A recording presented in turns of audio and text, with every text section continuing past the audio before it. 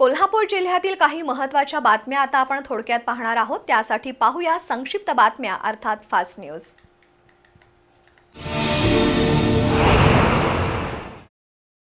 9 ते 13 मे या कालावधीत ऑल इंडिया पोलीस क्रीडा स्पर्धा झाल्या। या स्पर्धेत महाराष्ट्र संघाकडून महिला दुहेरी गटात IPS ज्योतिप्रिया सिंग आणि कोल्हापूरच्या पोलीस उपअधीक्षक प्रिया पाटील यांनी बॅडमिंटन क्लस्टर क्रीडा प्रकारात घवघवीत यश मिळवत ब्रॉन्झ पदकाची कमाई केली। महाराष्ट्र पोलीस संघाला विजेतेपद मिळवून दिल्याबद्दल मावळते पोलीस महानिरीक्षक सुनील फुलारी, पोलीस अधीक्षक निलोत्पल, अप्पर पोलीस अधीक्षक बी धीरजकुमार यांनी प्रिया पाटील यांचं विशेष अभिनंदन केलं। यापूर्वी बारामतीमध्ये झालेल्या 51व्या कोल्हापूर परिक्षेत्रीय पोलीस क्रीडा स्पर्धेत प्रिया पाटील यांनी व्हॉलीबॉल संघाला सुवर्ण पदक मिळवून दिलं होतं। दिव्यांग बांधवांना दैनंदिन काम करताना किंवा प्रवासात येणाऱ्या अडचणी लक्षात घेऊन करवीर तालुक्यातील निगवे दुमाला इथल्या दत्तात्रय चौगले शिवाजी पाटील यांच्या पुढाकारातून प्रधानमंत्री दिव्यांग योजनेअंतर्गत विविध वस्तूंचं वाटप झालं। त्यामध्ये स्टिक, मानेचा पट्टा, कमरपट्टा, गुडघ्याचा पट्टा, व्हीलचेअर, कमोड चेअर अशा वस्तूंचा समावेश होता। या वस्तूंमुळे दिव्यांग बांधवांचं दैनंदिन आयुष्य सुकर होणार आहे। या उपक्रमाचा 40 दिव्यांग बांधवांनी लाभ घेतला। प्रिन्स शिवाजी बोर्डिंग संचलित महाराष्ट्र हायस्कूलमधील सन 1973-74 बॅचच्या माजी विद्यार्थ्यांनी स्नेह मेळाव्याला सामाजिक उपक्रमाची जोड दिली।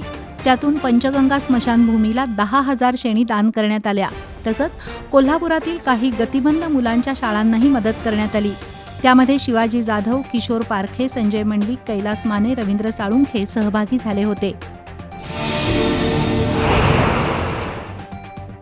कोल्हापुरातील रमणमाळा इथल्या पोलो ग्राउंड परिसरात रविवारी रात्री आग लागली। आगीमुळे धुराचे लोट येऊ लागले आणि नागरिकांनी अग्निशमन विभागाला कळवलं। अग्निशमन दलाच्या जवानांनी तासाभराच्या प्रयत्नानंतर आग विझवली, पण तोपर्यंत वाळलेलं गवत आणि झाडं-झुडपं जळाली होती। त्यामुळे पोलो ग्राउंड परिसरातील कीटक, पशुपक्षी यांना आगीची मोठी झळ बसली।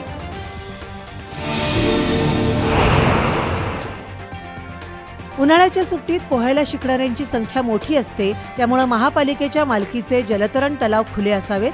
मात्र गेल्या काही वर्षांपासून आंबाई टँक आणि शाहू जलतरण तलाव बंद अवस्थेत आहेत। ते ताबडतोब सुरू करावेत, अन्यथा उग्र आंदोलन छेडण्याचा इशारा कोल्हापुरातील लोककल्याण फाउंडेशनच्या पदाधिकाऱ्यांनी केला। त्याबद्दलचं निवेदन उपमहापौर अक्षय जरग यांना देण्यात आलं। यावेळी चंद्रकांत यादव, प्रकाश आमते, जगन्नाथ सूर्यवंशी, केदार यादव, शिवाजी तावडे, किरण जाधव, अशोक गाडीवान, चंद्रशेखर कारंडे, गणेश जाधव, जयंत मिठारी, राजेंद्र खद्रे उपस्थित होते।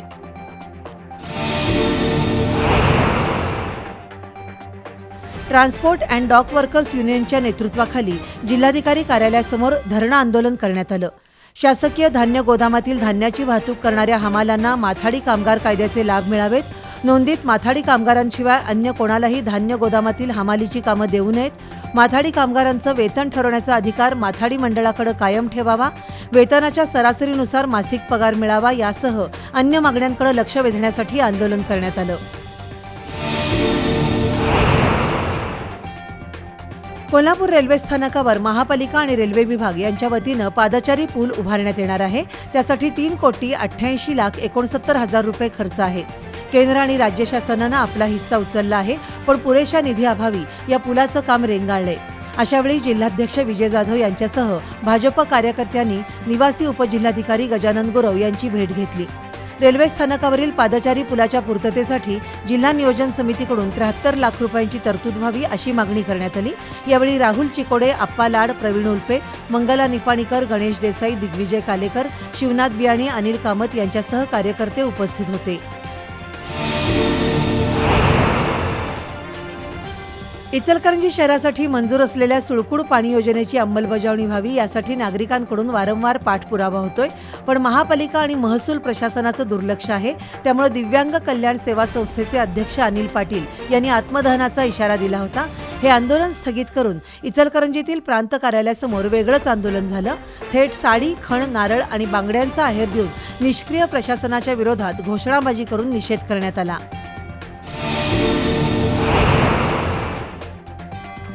राज्य शासनाच्या कृषी विभागानं शेती क्षेत्रात ड्रोन तंत्रज्ञानाचा अवलंब सुरू केलाय।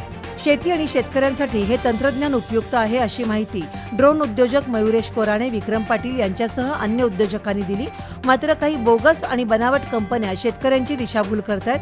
त्यांच्याकडून चुकीच्या ड्रोनची निर्मिती केली जात असून या ड्रोनचे निष्कर्ष अचूक असत नाहीत. त्यामुळे शेती आणि शेतकऱ्यांचं नुकसान टाळण्यासाठी बोगस ड्रोन कंपन्यांवर शासनानं कारवाई करावी अशी मागणी मयुरेश कोराणे आणि विक्रम पाटील यांनी केली. पत्रकार परिषदेला राहुल पाटील, प्रतीक पाटील, संदीप कोथळी, अविनाश तांदळी, गिरीश माळी उपस्थित होते. जयसिंगपुरातील साहिल काझी याचा 2 दिवसांपूर्वी खून झाला होता. या प्रकरणी जयसिंगपूर पोलिसांनी संशयितांना अटक केली. मात्र हे हत्याकांड घडवून आणणारा मुख्य सूत्रधार आसिफ बागवान अजूनही मोकाट फिरतोय. आसिफ बागवान आणि त्याचा मेहुणा सादिक शेख या दोघांनी साहिलचा खून केलाय. त्यामध्ये या गुन्ह्यातील अटकेत असलेला राजूही सहभागी होता. खुनाचे सर्व पुरावे पोलिसांना देऊनही मुख्य सूत्रधार आसिफ बागवानला अटक झालेली नाही. मयत साहिल काझीच्या पश्चात पत्नी आणि 2 लहान मुलं आहेत. त्यांना न्याय मिळवून देण्यासाठी आज जयसिंगपूरमधील रहिवाशांनी पोलीस अधीक्षक कार्यालयात निवेदन देऊन या खून खटल्यातील मुख्य सूत्रधार आसिफ बागवानला अटक करण्याची मागणी केली आहे. यावेळी झाकीर काझी, आसिफ चिकोडे, राजू दुधगावे, खुर्शा तहसीलदार आशा मुल्ला, झरीना नदा, मल्लव्वा बिद्रे, निसार पठाण उपस्थित होते.